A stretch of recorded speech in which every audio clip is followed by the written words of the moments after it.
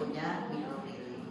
Jadi ada 3 struktur untuk memperluas permukaan, ya, plika kentringi, kemudian villi intestinalis, dan tadi striated border. Semuanya memperluas permukaan. Jadi kalau ada villi pasti ini usus halus, nggak mungkin usus besar. Plikanya plika kentringi. Oke, lanjut.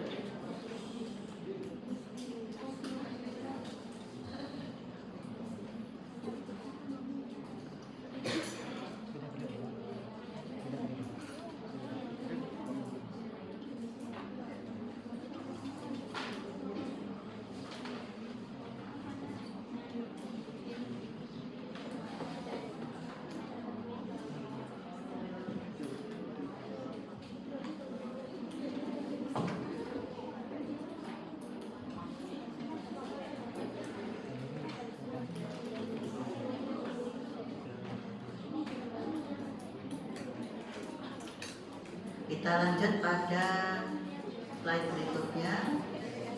Ini potongan melintang dari villi intestinalis. Berarti dia usus halus karena punya villi intestinalis. Ini potongan membujurnya dari villi intestinalis. Ini kripta-kripta dari liverpun. Villinya bentuknya enggak bagus ya, jelek. Kemudian iritas yang lain, tapi masih kelihatan ini adanya plika dari kentring, ya. Ini juga plika kentring kelihatan jelas. Ini juga plika kentring meskipun kecil. Kemudian kita lihat pada sisi yang bebas, di sini banyak limfonoduli agregasi, banyak. Sedangkan pada sisi yang terfiksir di sebelahnya, di sini tidak ada limfonoduli agregasi. Jadi limfonoduli agregasinya hanya di sisi yang bebas saja, tidak melingkari seluruh lumen. Jadi ada villi intestinalis, berarti ini usus halus. Ada limfonoduli ini yang disebut sebagai pair patch, letaknya di tunika submucosa. Berarti sediaan ini adalah sediaan ileum. Kalau usus halus saja separuh, ileum 100. Karena ada pair patch. Kalau tidak ada pair patch, hanya villi saja dari kita sebut usus halus tok 100. Kalau ada kelenjar Brunner harus duodenum, ya, patokannya itu. Ada kelenjar Brunner harus duodenum, ada pair patch harus ileum, nggak ada Brunner, nggak ada pair patch, boleh usus halus, boleh ileum. Ngerti?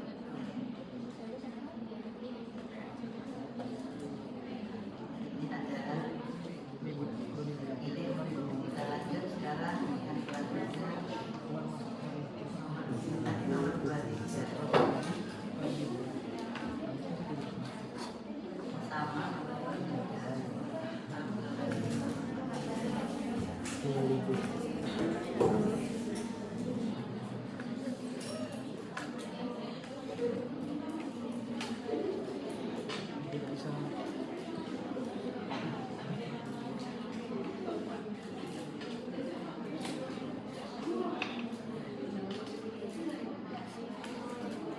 Sama dengan ini, nggak usah saya ulangi.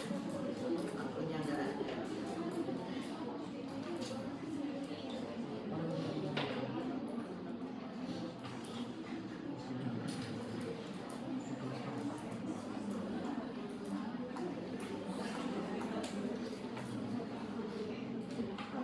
Sepintas sama dengan ileum, sepintas. Kalau Anda nggak jeli, Anda akan salah mendiagnosa.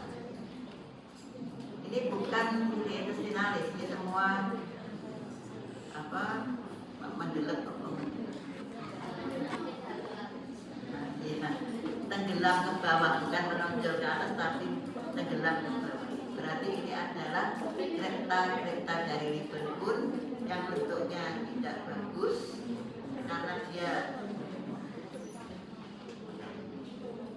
karena dia tidak punya villi intestinalis, berarti dia bukan usus halus tapi dia adalah usus besar.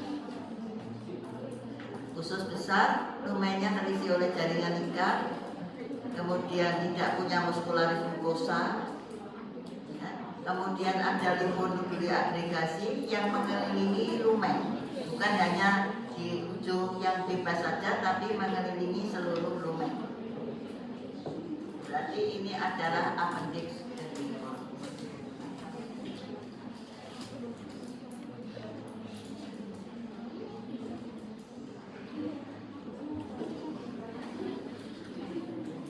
Jadi bedanya itu ya, bedanya dengan tadi yang ileum.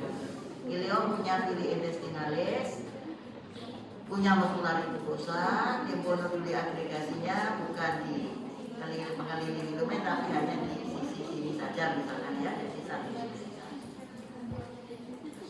Kalau ini appendix vermiformis, biasanya lumennya juga terisi oleh jaringan ikat. Nanti ya. Untuk membedakan antara ileum dan appendix vermiformis. Sering salah kalau dia biru.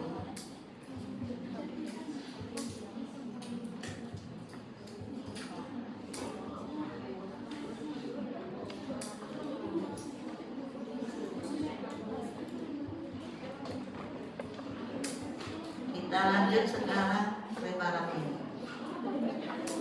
Di sini kita lihat ada tonjolan. Tonjolan ini bukan plika semisirkularis tapi plika semilunaris. Mengapa? Karena ini semua kriptali berkut, tidak punya villi. Jadi tonjolan ini adalah plika semilunaris. Ini juga plika semilunaris. Ini plika semilunaris. Berarti sediaannya ini usus besar, bukan usus halus. Kalau nggak percaya itu kan ya, jadi lihat sini permukaannya itu di sini, jadi nggak ada tonjolan tapi semua tenggelam ke bawah. Berarti ini kripta dari livergut yang dalam-dalam kriptanya ini juga kripta livergut semua, nggak ada villi. Berarti ini adalah sediaan usus besar. Usus besar boleh disebut usus besar kalau tidak ada Taenia coli. Kalau ada Taenia coli, namanya bukan usus besar tapi kolon. Kita cari untuk Taenia coli-nya ada pada.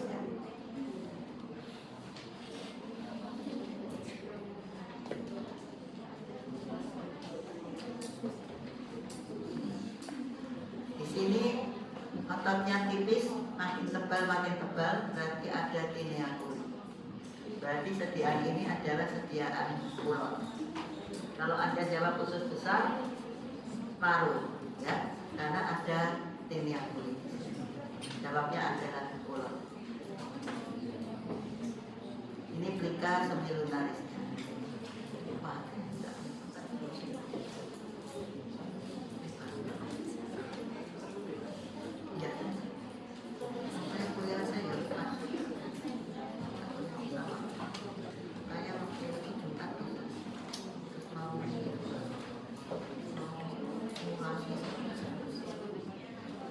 Plika semilunaris.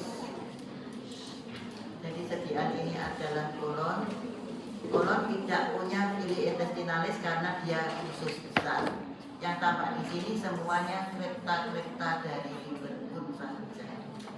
Oke.